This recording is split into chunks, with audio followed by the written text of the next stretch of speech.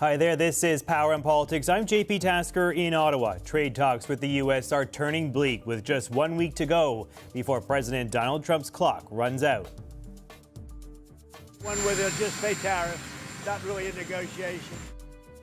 Canada faces a 35% tariff come August 1st, and among the hardest hit will be BC lumber. We've got the province's jobs minister standing by to tell us how they're preparing. And the Prime Minister and his cabinet ministers couldn't have been any clearer in their assurances to Inuit leadership. A critical endorsement. Inuit leader Natan Obed says he has been convinced Indigenous rights will be respected as the Prime Minister moves to build big and build fast.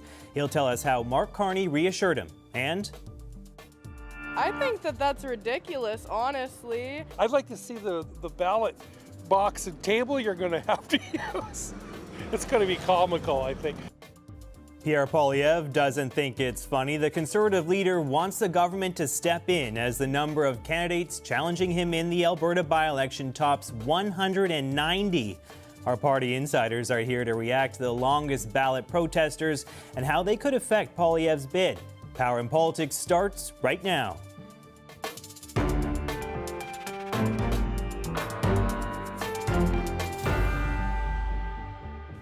The odds of a trade deal between Canada and the United States before August 1st are beginning to slip. Today, President Donald Trump said talks are not headed in the right direction. August 1st is going to come, and we will have most of our deals finished, if not all. We haven't really had a lot of luck with Canada. I think Canada could be one where they'll just pay tariffs, not really a negotiation. Ravi Kahlon is the BC Minister of Jobs and Economic Growth, and he joins me now. Nice to see you, Minister. Yeah, thank you so much for having me. So President Trump said today negotiations with Canada are not going very well. In fact, he says he may just go ahead with tariffs. And that could mean, a punishing 35% levy on our exports as of next week. What's your reaction to the latest development? Well, I'm not surprised to hear the president say that. Since he's become the president, all we've seen is uncertainty, not only for British Columbia or Canada, but now for the entire world. And, so I'm not surprised to hear his rhetoric. I know that their teams are working away and trying to find a path forward, but I'm not optimistic. I think that even if we get a deal, who knows if the president will honor a deal, given that we had one with him, with Kuzma, and he still doesn't acknowledge that as something that he agreed to. So I think the uncertainty will go on for his term, and it's important for us in British Columbia and for folks across Canada is to do the work we have to do, and we have to pivot, we have to find new opportunities, and that's what we're focused on here in British Columbia. So you're not optimistic, and I think we can say the same about Carney's negotiators as well, who were just in Washington to meet with American officials this week. Minister Dominic LeBlanc and Ambassador Kirsten Hillman seem to be downplaying the possibility of a deal by the August 1st deadline. What are you hearing about the progress of those talks? Well, I don't have any updates from the recent meetings, but I can say that they've got a tough job. And, of course, we want a deal. We want a fair deal, but we're also realistic. I think Minister LeBlanc and the team have a tough job. And again, you never know what's going to happen in those discussions. We've been hearing new things come up. We had copper tariffs come up, then we had the steel tariffs, and every day that there's bad headlines in the U.S., a new tariff is announced. So I think this uncertainty is going to go forward. I wish the Minister LeBlanc's team the best. Of course, it's in the interest of the entire country that we find a good path forward. But we also have to be realistic that even if we find a path forward, who knows what will happen the next month or the month after that when the president gets onto Truth Social and puts something new out. What is a good path forward? Do you think that Canada should sign a deal that includes any of Trump's tariffs? Well, I think that's a challenging question, but I would say for us, from a British Columbia perspective, softwood lumber has to be part of that. I know that across the country, there's a lot of focus on auto workers, and in British Columbia, we're thinking about auto workers as well, because whatever is good for Ontario is also good for British Columbia. But you got to think about British Columbia and softwood, because BC provides the second most amount of softwood lumber to the United States from any country in the world. Now, I'm not talking about just provinces. I'm talking about we're second overall if you were comparing all the countries that are producing softwood and sending it to the US. So it's going to have a sizable impact on communities here. I'm really concerned for working families, and that has to be a key part of it. But again, I understand that it's going to be a challenge. That's why the negotiations have to be one part. But the things that we need to do to strengthen our local economies, that has to be the central piece, I think, as we go forward. I'm glad you raised softwood lumber because it's something that, as you say, matters a great deal to your province. And we know that Trump's Commerce Department is preparing to hit Canadian exports with potentially huge tariffs. And I was looking at some of the rhetoric coming out of the U.S. Lumber Coalition. They are very active on this file, as you know. And they say that one of the big companies in your province will get a kick in the teeth from the next round of duties. That sounds like a problem. How are you preparing for that? Well, it's hard to prepare because the uncertainty that comes from just random numbers that are coming out of the U.S. And, I'm really worried about the workers here in British Columbia, and I'm worried about the workers in the United States as well. We provide so much lumber to the U.S., and if you look at California and them trying to rebuild after fires, it's going to make their job very difficult. And housing, like in Canada, is a major issue in the United States of America. And any major tariffs on Canada will increase the cost of housing in the US. So they think they may be solving a problem, but they're actually creating a bigger problem for themselves. So workers on both sides of the borders will pay the price for whatever comes out of the president's mouth on any given day. So hopefully the housing lobbyists have more sway than the lumber lobbyists, is what you're saying there. Yeah, I'm not sure who has lobby right now with the president. It seems to be changing day to day. But the nervousness we feel about forestry, I think, has been reflected in some of the comments the Prime Minister has made.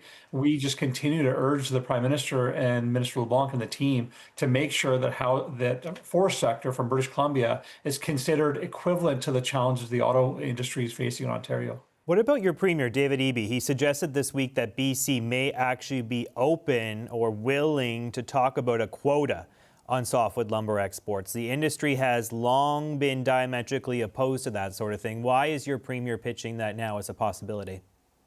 Well, we always want to find a path. If we sit in one position and the U.S. sits in one position and nobody budges, there will be only bad outcomes for everyone. And so the Premier wants to be practical. He wants to try to find a solution that can continue to support workers in British Columbia and Canada, but also be good for the United States. And so we're really practical about what we need to do and how we need to move forward. And I think the Premier was just trying to be as accommodating as we can, but that patience, that flexibility is only so limited, but we'll see what happens in the discussions in the next weeks ahead. If the talks collapse with the U.S., if we don't get a deal with Trump, what should be our next move? Should Canada ramp up its retaliatory tariffs now? Well, first off, we've been preparing like there will be no deal. We have 18 projects, $20 billion of investment that we are expediting through our process. We are preparing as if the U.S. will do the worst case. And I know some people in British Columbia, across Canada, say, well, it won't be that bad. We as elected officials can't be operating in an environment where we're hoping for the best. We have to plan for the worst. And so that work is happening. And if these tariffs come in on the size of numbers that we're hearing, then it's going to require Canada to be at the table working with us to not only support workers in the industry, but I think more importantly, focusing on where does our forest industry go now? How do we pivot? What new markets can we find opportunities on? And what kind of products can we create that can support us domestically and help the industry pivot? That's going to be a major focus, and we need the federal government there at the table with us. The talks are in a very tenuous position, as we've been discussing. The relationship is just on such shaky ground. Jobs are on the line, as you've pointed out. What do you say to Canadians who are worried about what the future holds? Well, I say to Canadians, to British Columbians, to anyone that's concerned about this is, although it will be a challenge, and I'm not going to pretend that it's not going to be a challenge for people to deal with massive increases in tariffs, I am actually very hopeful because what I'm seeing right now is a response across the country around interprovincial trade barriers, seeing movement here. We have business leaders, Indigenous leaders, labor leaders, everyone at the table saying, how do we find ways to grow the economy, create opportunities for people, make sure workers have good paychecks. That movement we're seeing across the country, in particular here in British Columbia, gives me a whole great deal of hope that not only are we going to be able to navigate this, but we're actually going to be stronger because of the situation. But we're going to have to go through a bit of a challenging time before we get there. All right, let's leave it there. BC Minister of Jobs and Economic Growth, Ravi Kahlon, appreciate you coming on, sir. Thank you for having me. Nice to see you. So is a 35% tariff on Canadian goods a done deal? Our political insiders will join me to talk about the push for a trade agreement that's looking less and less likely to be struck in a week. But first, Prime Minister Mark Carney was in Canada's north, selling his plan to rely less on the U.S. by building more in Canada. And it seems like he has some buy-in. We'll talk to IDK President Natan Obed about why he's now on side with Carney's plan to build big. Stay with us.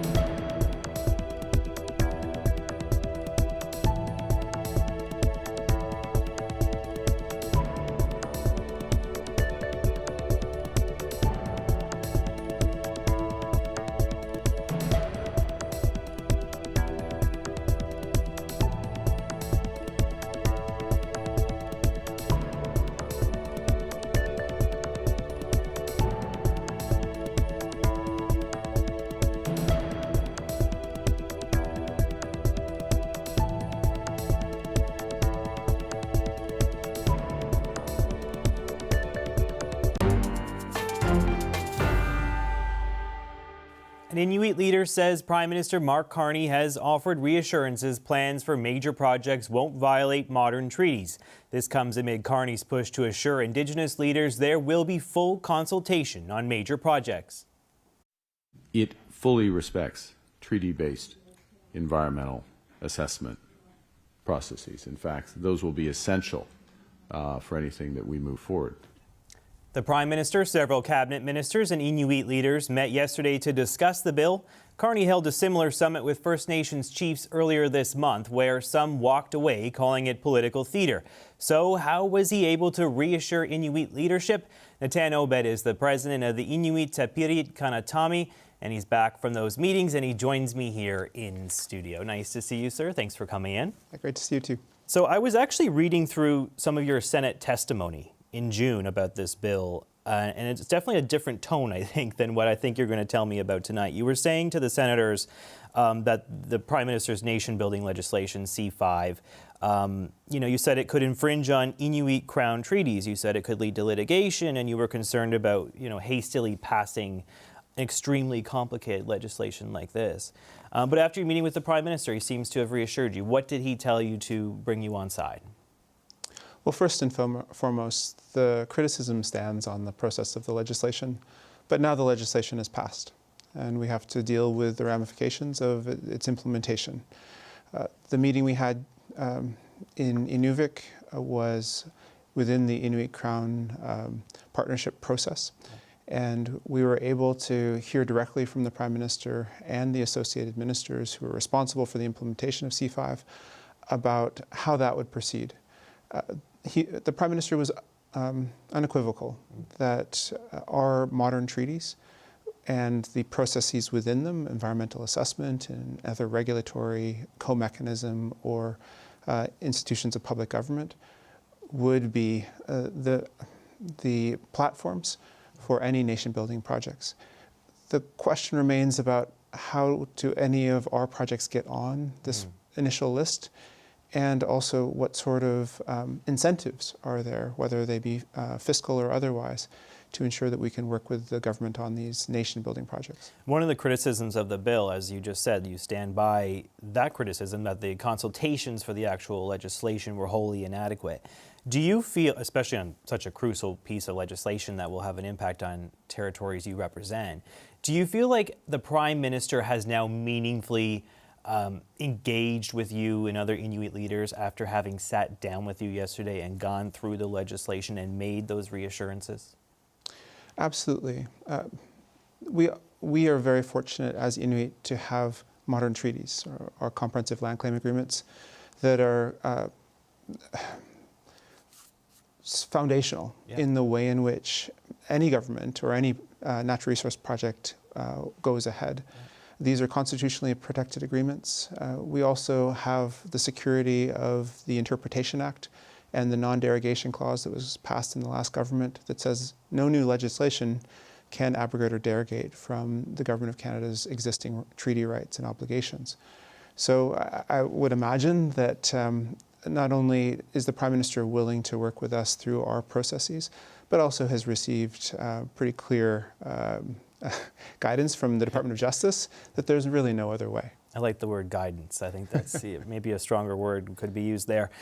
I know some Indigenous leaders kind of bristle at this idea of a veto. I mean, we kind of use that terminology, and it's not necessarily accurate as to what transpires when considering a project. But do you feel like Inuit should have a veto of sorts over projects that are built on your territory? Well, our modern treaties give us this right.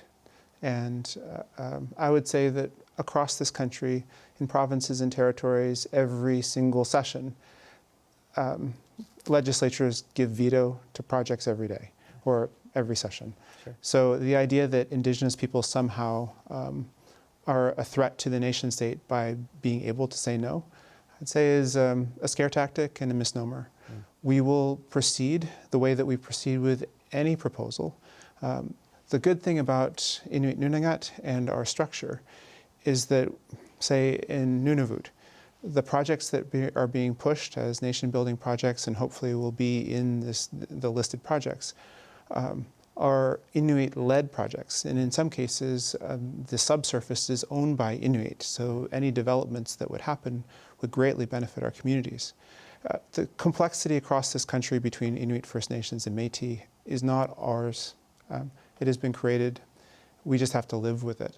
And fortunately, in this moment in time, Inuit are in a very good place to work with the government on these nation-building projects and have processes in place to be able to do that. Yeah, like when we talk about C5, there's a huge focus on pipelines, right? We're talking frequently about what's going to be built to the West Coast or what have you.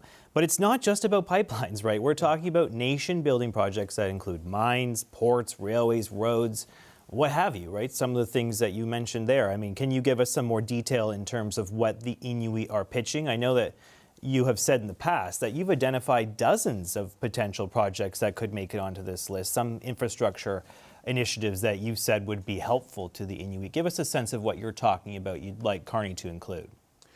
Well, at the meeting, we talked about a list that we prepared of 79 projects, totaling about $30 billion over the next 10 years, that we see as essential infrastructure builds for the type of rhetoric that the government and the Prime Minister have been using.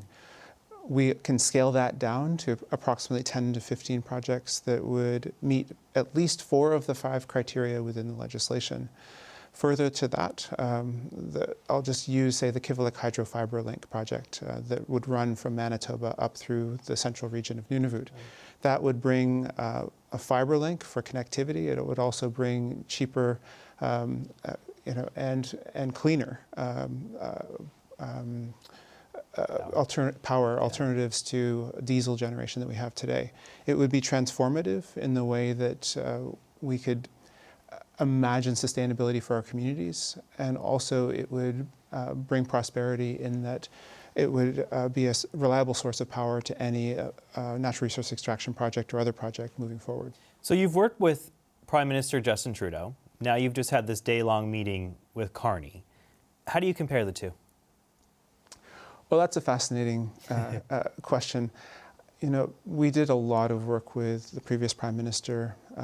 You know, the reconciliation agenda that he led was instrumental in a lot of the progress that we've made over the last 10 years. Prime Minister Carney is cut from a different cloth from the way he does his business, and also the business that he's been in the last 10 years. So at our meeting yesterday, you know, we've got to really brush up on the terminology used in global finance and from an economist based, but at the same time we're getting back to the same principles of how do we build together, how do we support reconciliation, and I think both of those individuals at their heart want to work with Indigenous people, and in our case with the Inuit, for the betterment of Inuit and also the betterment of Canada. But I will say, it is a stark contrast, but that's not a slight on one or the other. You know, the previous Prime Minister was gregarious and outgoing and wanted to shake everybody's hand in the room. This Prime Minister wants to get into the weeds of the very specifics of the work and is friendly, but perhaps doesn't lead with that gregarious charm in the same way. That's some good insight. Thank you. All right, we'll leave it there. Natan, Obed, President of the ITK. Nice to see you, sir. Thanks for coming in. Yeah, great to be here. After a crushing election loss, the federal NDP has begun the process of choosing its new leader. Up next, Party President Mary Shortall joins me to talk about that months-long process. Stay right there.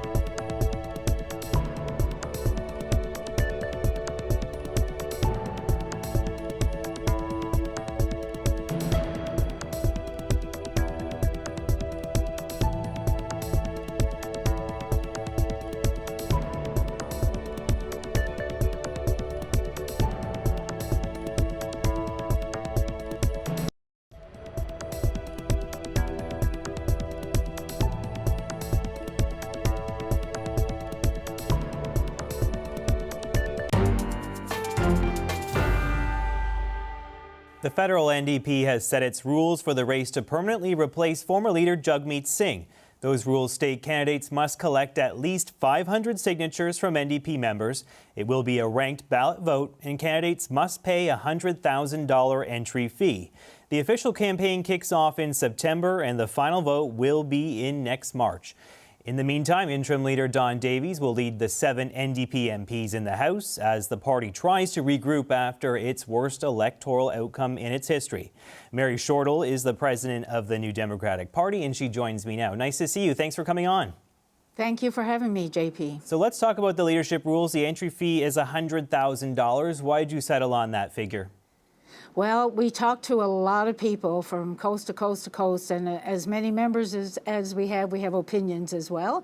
But we did listen very carefully. Our council met several times to debate the rules and to express what they had heard from the people they were consulting with.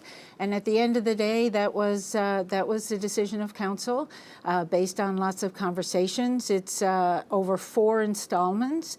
The conversations talked about having the ability to be able to organize, the ability to be able to raise money, and that seemed for the length of time and the prospects of what a leader is expected to do, that seemed like a place where people settled on. As you say, there's lots of opinions in the NDP, and some people are pointing out that the $100,000 fee is, about 3 times as much as it was in 2017. We're hearing from the NDP Socialist Caucus. They're saying $100,000 is an absurdly high fee. They say working class candidates can't raise that much money in the time frame you set out. What's your response to those concerns?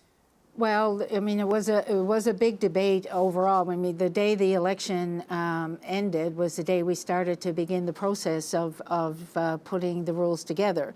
The Federal Council is a large group of people who are elected. They're volunteers, the representative of everywhere across Canada and all equity-deserving groups, and they all have their own constituents who elected them, who they speak on behalf of, and who they consult. Just personally, myself, I read and answered hundreds and hundreds of emails, listened to electoral district associations and what they thought, and there was a wide range of opinions on how much that should be. But when you look at, for example, I was a candidate as well in the federal election, and you have to raise almost that kind of money yourself just for a district for your own campaign. So it's a way to be able to talk to members, organize members, have members support you financially, and over a period of the 6 months, 7 months of the leadership race, in 4 different installments, people will be able to pay the $25,000. That was the conversations that sparked the debate. And at the end of the day, that was what the Federal Council settled on. If you can't raise $100,000 when you're contending for a national leadership race, your point is maybe you shouldn't be in it. Well, no, that was part of the discussion. There was also a recognition around making sure that everybody has the ability to put their name forward if they want to. And I think in the leadership rules now we have a quite clear process that talks about how you do that and how you organize. I mean, it's a really important thing to be able to be the leader of this party. It's really important for us that we continue the work that we've been doing representing the working class in this country, something that has not been necessarily happening by the other 2 parties right now. And so I'm really excited to hear those conversations. I'm really excited to see the engagement between candidates and between all of our members, and a convention that begins and ends with all this excitement and vision of the work, the important work that needs to continue to be done to just represent working people in Ottawa. We've heard from some NDP supporters who are concerned about the party's finances. There was recently a report in The Hub that said the party borrowed millions, potentially tens of millions of dollars for the last campaign and is having some trouble paying off the loan. Is there any truth to that? No, there's always a fiscal amount of money that's spent during the election. I think during this election in particular, there was less money actually spent than what we budgeted for, and I think that's an important thing to note as well. But again, the important thing right now, I think, is to get on top of the excitement that's happening. I mean, people felt really devastated after the loss of the last election. And right now we have a leadership race that's just going to be launched in September. Mm-hmm. We launched a review and a renewal process. We have really good people who are overseeing both of those processes. We have, the district associations will be involved in this. Members will be involved in this. Labor unions who are affiliated will be involved in these discussions. Candidates will be involved in these discussions. And I think with the excitement of a renewal and excitement of rebuilding, those things happen. We've been there before. Other parties have been there before. The rebuilding is exciting. The conversations have been really important to have. The listening has been really important to do. And I think we're ready to go forward and rebuild and renew and be the party that people expect us to be. I see one of the party's councillors, though, Lisa Roberts, says that the party's debt is significant. She was posting on Facebook about this the other day. How much money does the party owe? I don't have an exact amount about how much a party owes. I'm pretty sure that after every election, there's an amount of money that's spent from all parties in an election campaign that puts them forward to this. I'm very optimistic. We're not dead in the water by any stretch of the imagination. There is a lot of talk about how we renew that. Do we have to repay money that we borrowed? We do after every election. But is there a path forward that we see in doing this? Absolutely. I want to ask you about this Reclaim Canada movement, too, that's popped up. They're asking New Democrats to direct their financial support to local electoral district associations instead of the national party. What do you say to folks who are behind that sort of thing? Well, I mean, there's a lot of people have a lot of things that they think about what will make the party better and stronger, a lot of opinions on what happened, what lessons we can learn from it, how we go forward. But there's a big commitment on going forward. And like we said earlier, people have different ideas about what that looks like. But at the end of the day, it's the membership who get to decide that. And when we go to convention in March, people will have gone through a whole series of opportunities to be able to talk about those things. And I know, particularly in the renewal process, that Emily Taman, who's leading that process, has reached out to Reclaim NDP. They have reached out to all the candidates. They have reached out to the federal council. They've reached out to the electoral associations, district associations. And at the end of the day, all those things will come forward. There'll be recommendations made. And the magic that happens at our conventions and the democracy that happens from a member-driven convention is that those decisions will be put forth as like resolutions or constitutional amendments, and we'll go forward based on what the members think. So I'm really excited that people have all sorts of different ideas. There's lots of difficult conversations that happen. There's lots of tangliness in a process going forward. But at the end of the day, I have complete trust that members understand that they want to be heard. Yeah. They have lots of things they want to say, and they understand that they should get involved in that process. All right, we'll leave it there. Thank you so much, NDP President Mary Shortall. Nice to see you. Nice to see you too, JP. Thanks. Voters in the Alberta riding of Battle River Crowfoot will head to the polls in just over 3 weeks, and the by-election ballot they'll be faced with is shaping up to be a very, very long one. That would overwhelm me, if anything, because how long it is. It dilutes the process, and you're just going to pick, because you don't really know. You can't really know 100 candidates to make a sensible decision. I know who I'm voting for, so to me, it doesn't matter how long the list is. Well, one candidate on that list does have a problem with it. Pierre Poilievre wants the federal government to put a stop to the longest ballot movement. Our party insiders join me with their take on that next. Stay with us.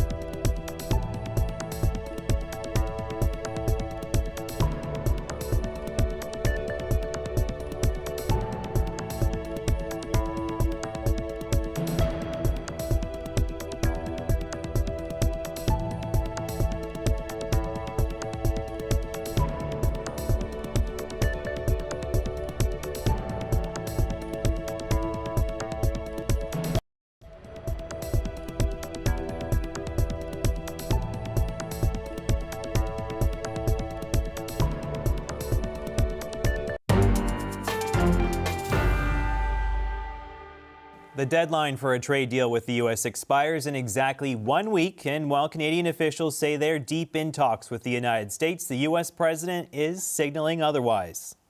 August 1st is going to come, and we will have most of our deals finished, if not all. We haven't really had a lot of luck with Canada. I think Canada could be one where they'll just pay tariffs, not really a negotiation. So where does this leave Canada as the August 1st deadline quickly approaches and a 35% tariff looms? Our party insiders are here. Greg McEachran is a former Liberal ministerial advisor. Fred Delory is a former Conservative campaign manager, and Melanie Richer is a former communications director for the NDP. Hi guys, nice to see you. Thanks for coming in. Thanks for having us. Greg, I'll start with you. I don't even know how to set this up, just because I feel like we've been talking a lot about this, but it does seem like a bit of an escalation, perhaps, from the president today, at least on the rhetorical side of things, saying that there really isn't much of a negotiation going on. How do you read his comments? Well, I'm glad you asked me about Jeffrey Epstein, because really what I want to, I mean, everything else, if we're looking at this, and we should be, this is our job, is to look at what the impact on Canada is. But if you look at things in Washington and the bigger picture, the president is in a lot of trouble, probably the most trouble he's been in thus far. His base is angry with him. Gallup polling is not going great for him. Other polls not so great. And the impact of his decisions around trade, we're starting to see them. We mentioned last week, month over month, the car travel to the United States from Canadians. I saw a couple articles this week about the impact of the good provinces that have done bans on American alcohol. Shame about Saskatchewan and Alberta. But that is sending a message to them as well. So there's a lot of other things. And then if you watch the broader clip today when he was asked the question, it wasn't as centered on Canada as some of the, if you just take it in that little slip. So he's got a lot of issues. The problem with, if he pursues the tariffs, the estimates right now is, on average, this is going to cost Americans $2,400 extra a year. The impact means that coffee for Americans will go up, shoes, appliances. And then when he's talking about copper goes into everything. Yeah. So I know that it is our, like as Canadians, we tense up, but there are a lot of other problems as well. And the other thing I just say to the folks that are watching is there's a really interesting / weird article in the New Yorker on the Trade Secretary Lutnick, and he, I guess at 1 o'clock in the morning when he's in bed, Trump calls him and they discuss things. And one of the things he mentioned was, we talk about Canadian steel. Now, I can't wait for Saturday Night Live to come back on. I could just see, like someone playing Lutnick with cold cream in their face and a princess phone. But this is really, really bizarre. So, I think that the premiers did good work this week. President Obed from ITK was on before. He's having conversations. We need to keep doing what we're doing. And, if you look at what the Treasury Secretary said last Sunday, or what he said last Monday, he was hinting at delays. Yeah. So it's really tough. It's like trying to put a thumbtack in Mercury. Fred, what's the next play for the government? Play for this government? Well, when you're dealing with a man built from chaos, what's the next play? I don't know. The issue is, this is typical Trump. This is just, he postures, he publicly negotiates, he throws things out. The fact that Canada's, it almost feels like a bit of pride as a Canadian that we don't have a deal with this man, because there is no real dealing with this guy right now. Obviously, we have no idea what's going on behind the scenes. We don't know how these negotiations are going and how they're going to end up. We have supposedly a week to this deadline, but there's no such thing as a deadline with Trump. There's nothing standard. There's nothing normal. There's nothing normal about this process. I think at the end of the day, though, Canada and the U.S., we're each other's most important trading partners. And there's, as Greg mentioned, there's so much pressure in the U.S. as well to make sure that there's some kind of deal alleviated here. But there's also a lot of distractions that Trump guys are trying to throw out right now. They're dealing with a lot of domestic issues themselves that are not good. That I'm sure that's what's keeping him up at night, not a trade deal that he is, a trade crisis that he has created with his closest trading partner. So, what's the next play here? I don't think anyone has any idea. Mel? I would say, I agree with what both of you have said. I think the only difference for what the next play is I think the government needs to not forget that they can't stop communicating with people. You know, the fact that I know this happens every Friday, it feels like he says something and we're asked to respond. The fact that the government's not, and I know you're not going to want to respond right away, and I know you're not going to want to throw shots or anything right away, but the fact that the president said today that they're not prioritizing this agreement with Canada, and that's likely true or not true. He says, you know, whatever is in his head whenever he wants to, but making sure that it's the summer. I know people are maybe on vacation. We're not paying attention to it maybe as much as we usually are, but to continue to communicate with Canadians what the plan is, what they're doing, and what they're doing to reduce barriers in Canada, what they're doing to build relationships with other countries, that can't stop because... That's the next play. You're right. Yeah. That's what the focus should be. Yeah, because... No, that's okay. That's exactly what it is. It's about getting our products to market into a global market that's not the U.S. It's long-term not good for the U.S. that your closest trading partner has been woken up that we need to diversify our economy. Great. Yeah, absolutely. Okay, let's move to our next topic. Meanwhile, in Alberta, Conservative leader Pierre Poilievre will soon get the chance to earn a new seat in the House of Commons, and this time he'll be up against more opponents than ever. There are currently 193 names on the ballot in the Alberta riding of Battle River Crowfoot, a number that keeps growing every day. This is largely due to protesters running to call for electoral reform, but Poilievre is calling for the government to introduce legislation to stop these long ballot protests, saying this is not democracy in action. It is a deliberate attempt to manipulate the rules, confuse voters, and undermine confidence in our elections. In response, the Office of the Government House Leader said that our government shares the concerns about the longest ballot initiative, and we are currently examining this issue. Fred, what do you make of this whole thing? I mean, we're almost at 200 people on this ballot. It's a mess. I remember we did a live election night, by-election coverage over a year ago. And St. Paul's. We would have been up to 4 a.m. counting ballots. I was here for that. Where a Conservative had a huge upset that night, and it would have been fun to be on TV to see that as a Tory partisan. At the end of the day, their goal is electoral reform. Their message is not coming out, though. All that's coming out is chaos. It's not coming out. They want proportional representation. And a part of the issue with all of this, what we're dealing with, there's 2 constitutional issues we have here. One, the Supreme Court has ruled that you have to have an easy way to run for office, and that's why it's so easy for these people to get on. Now, there's tinkering the government could do. For one, most of these candidates have one official agent, so there's tinkering and things that you can change. But the other side of it is, what this group wants is proportional representation. That would have to open up the Constitution. So there's 2 things here that are like very, very difficult to deal with. I think the easiest is for the government to step in, and hopefully all parties will agree to do this in the fall and put in a bill that just makes it still easy to run, but maybe you have to have one official agent per candidate, not one official agent for 100 plus. I think right there that would make it, because being an official agent, and we know party finances, it's a lot of work. No one just signs up to do that. So I think that would help limit this. At the end of the day, no contest yet has been affected by this. You know, our coverage has been affected, and that's annoying, but no seat has been won or lost because of this process.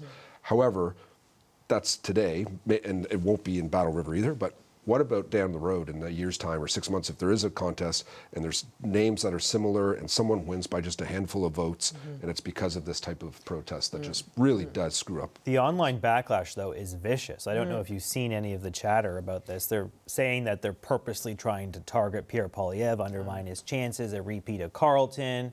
You know, a lot of people are reading into this huge candidate list as a deliberate attempt to undermine Poilievre's election. I don't think there's... I think this group, that we've seen them come out, and they've been around for 3 or 4 by-election cycles. It's not new. And they target whoever was running in a by-election right now. This is the next one. So I don't believe it has anything to do with Poilievre. But it certainly raises eyebrows and makes people think. But I don't think that's a legitimate... Greg? You know, I want to welcome Pierre Poilievre to the chat a year later. I mean, as Fred said, we were here. You know, there was a point where I think I said, I don't remember a time I wasn't in this room. That night just went on and on. And, you know, David Cochrane had that great line about the ballot looking like a chain restaurant menu. I don't think that they're they've been very successful, as Fred said, getting their point across. The one time I do remember them showing up for an interview here, I don't feel that this person as a spokesperson acquitted themselves very well and won anybody over. Like when I started off in politics, we still had enumeration. And so in those days, it'd be somebody like a young Tory, a young Liberal, so there was a check and a balance, or if the NDP had come first or second, that was the way. And you got people on the voters list and you updated it. And I know that there's been court decisions and other things that have affected that, but they are not very successful in what they say their goal is. Yeah, we don't really talk about their actual end goal. It's just the nuisance of it, right? And I mean, when Elections Canada had 92 candidates on the ballot for the Carleton general election race, it was a meter long. So if we're talking like 200 candidates, we're talking like a ginormous ballot. And there are like legitimate concerns about that for people who are visually impaired, people, older folks manipulating a document that big. Obviously, we've talked about the count. It could go on for hours. It delays releasing some of those results to people in a timely manner. I mean, there's actual practical considerations to this protest too that are problematic, right? Unless there was an actual sign at the voting box saying, there's so many candidates because we're looking for electoral reform, not a single person who's going to vote with all those folks is going to understand why there's so many people. And I think the goal of electoral reform is to have more people participating in our democracy. And I think, unfortunately, the fact that they've got so many people signing up for these by-elections makes people not want to participate in our electoral process, which is the opposite, I think, of what their stated goal is, which is really, I think, the big shame here is the fact that people are looking at this and they're saying, I don't understand. I don't know who's the candidate that I actually want because there's too many names for accessibility issues. I think it sends the wrong message. I think it discourages people to participate, and it if I was those folks, I would maybe reflect a little bit on what I was doing, because to your point, there are important considerations to make sure that participating is accessible by everyone. I think the other message here, though, the fact that Tapiriit has decided to make this, the thing that he's talking about, I think it's just more, you've got nothing to say, you've kind of lost, you're reminding everybody that you've lost, and you're upset that you've lost, and this is now what you're talking about. So I think, the message for both those folks, both Tapiriit and the group doing this, is maybe needs to be reflected on a little bit more, because if I was him, I don't think that this is the message that I would be taking to voters and to Canadians right now. Yeah, it's loser chat. It really is. I've said that before, and I didn't want to say it again, so I'm glad that you've said it. I'm happy to be the bad guy. I'm not going to use those words, but I don't know why he brought this up. I don't know why he's trying to go out and talk about this.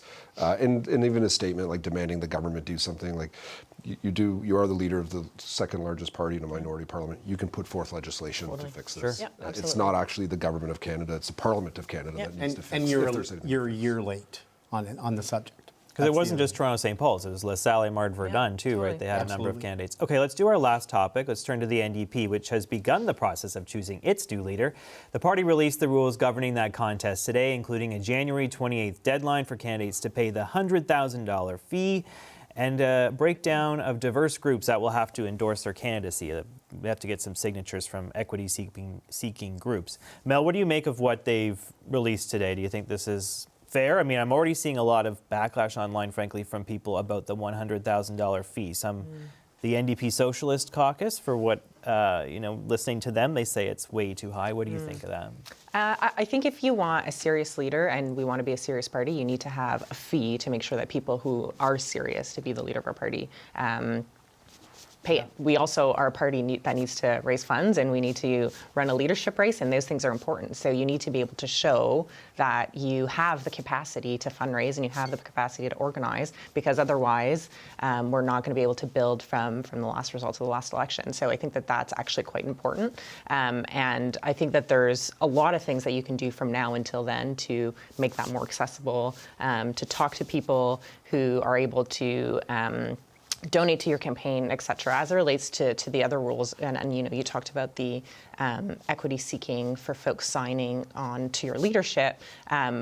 Those are things that have always really been at play at the NDP. We do things a little bit differently. When you're nominating a candidate, you have to show that you've tried to encourage people who are not white straight men to run for the position, because we know that, it maybe takes a little bit more to encourage women to run for the position, so to do that work. So I think that that's appropriate, and it's in line with the values of the NDP. As it relates for the other rules, I think we talked about this before, and we talked a little bit about it backstage, but the third party stuff I think is really interesting. I think they've really been thoughtful about how can we address some of the issues that we've seen with foreign interference. So I think that'll be interesting in how that plays out. But to me, it seems like standard fare, but also they've been thoughtful about some of the challenges that we've had, and how can we make sure that this leadership and this new leader will address some of that. Yeah, just on the signatures thing, I didn't tell the audience what they're asking for. A minimum of 100 signatures must be from equity-seeking groups, and at least 50% of the total required signatures must be from members who do not identify as a cis man, so a non-trans man. Fred, quick final word to you on this one. Look, rules are always very complex. Every party has their own, and they're always geared up to deal with whatever they feel that their issues are.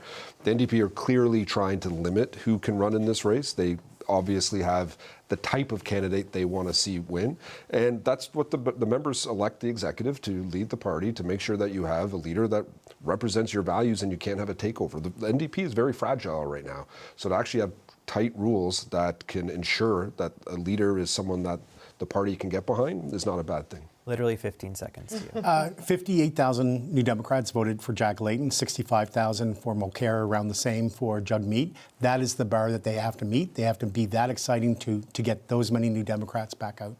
We'll be watching for that. All right, thanks to our Political Pulse panel, Greg McEachran, Fred Delory, and Melanie Richer. Nice to see you guys. I'm JP Tasker. Thank you for watching Power in Politics. There's more coming up on CBC News Network. Stay right there.